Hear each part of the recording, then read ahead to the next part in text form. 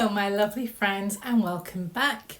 Today's video is a really special one because I'm finally sharing a little peek behind the scenes of my debut cozy fantasy novel, The Lunar Quartz Library, which is coming out very soon. Be sure to watch Thursday's vlog this week for the exact release date.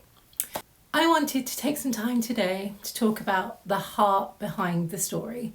Not just what this story is about, but why I wrote it, where it came from, and what I hope it brings to you. So, make yourself a cup of tea, light a candle, and let's settle in because this one is close to my heart. Every story starts somewhere with a spark. For me, it was the feeling I was left with after reading The Spell Shop by Sarah Beth Durst. I wasn't super familiar with cozy fantasy at that point, but I knew I wanted to write a story that left me with that feeling, and more importantly, left other people with that feeling.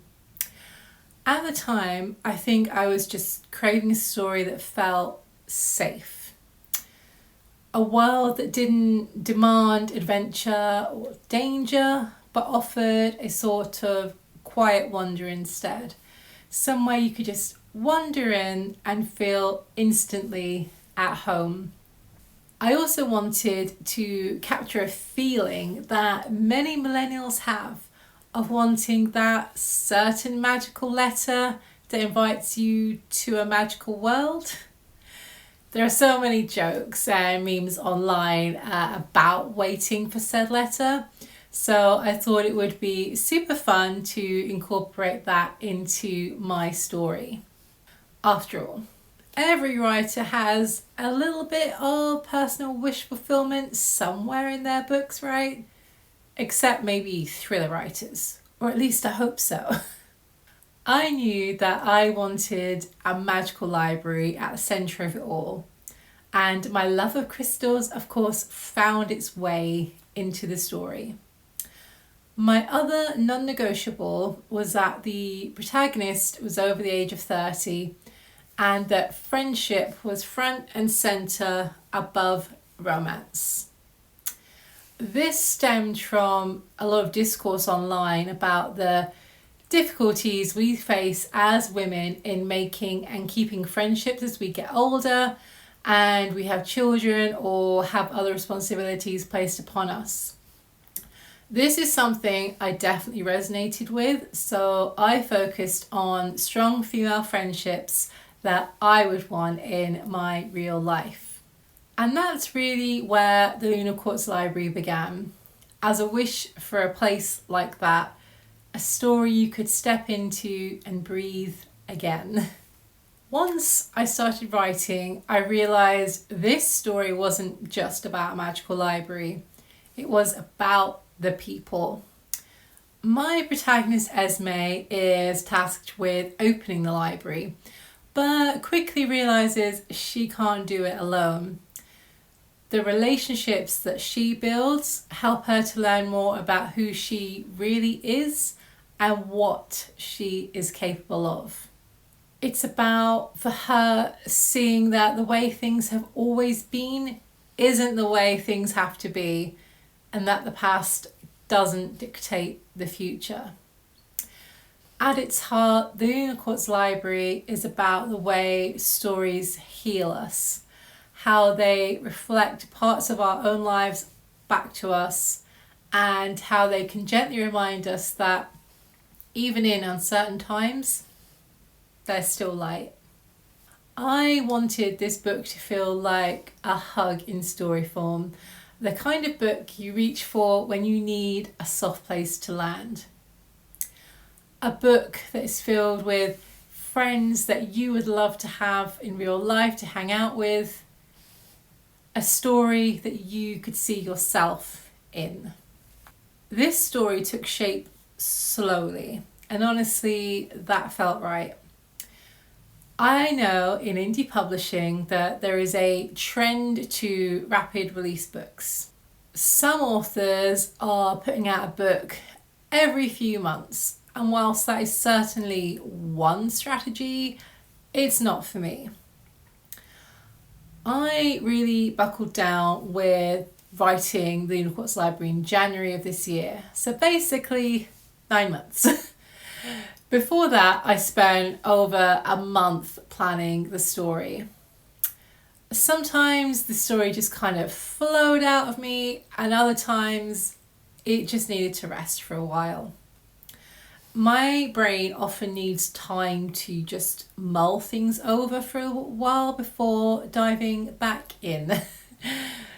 In December, for example, I took the whole month off of writing because I was working at the time and I just couldn't do both during that very busy time of year. There were definitely moments that I doubted that this kind of more quiet story still had a place in this very noisy world, especially with the constant barrage of darker themed fantasy and romantasy. But every time I came back to this story, the library was waiting, and it reminded me that gentle magic is still magic, and that soft things can be strong. Writing it became an act of trust in myself, in my words, and in the kind of stories that I believe in. There are a few themes that really wove themselves through this book, and not all of them were themes I was aware of when I was writing it. The first theme is definitely found family, those beautiful connections that remind us we don't have to do this life alone. The library in this story definitely brings people together in unexpected ways, and I think that's something I've always found comfort in. The second is this idea of starting over and how this is still possible even later in life. Many of us in our 30s, 40s and beyond feel that our life is very much set in stone. I wanted this book to both be a form of escapism from our ordinary lives, but also to offer up the possibility that it's never too late to start again. To remind you that you matter and that you can always choose to start again. Finally, I wanted to do away with this notion that you have to fall in love, get married, buy a house and have children before the grand old age of 30 in order to be successful. I wanted to create a world where you can carve out a life that is entirely different from the norm, and where all choices and identities are valid and celebrated. When you finish the Lunar Quartz Library, I hope you feel a little bit more hopeful, a little more at peace. I hope it reminds you that the wonder you felt as a child never really leaves us. It just waits quietly until we are ready to see it and embrace it again. More than anything, I hope this story feels like coming home to yourself. This book has lived in my heart for such a long time, and it means so much to finally be able to share it with you. If you would like to step into the Lunar Quartz Library, it will be out in the world very soon, and I truly can't wait for it to find its readers. So, thank you for being part of this journey, for being here, for believing in cozy magic, and for letting me tell gentle stories. Until next time, take care, stay cozy, and I'll see you soon. Bye.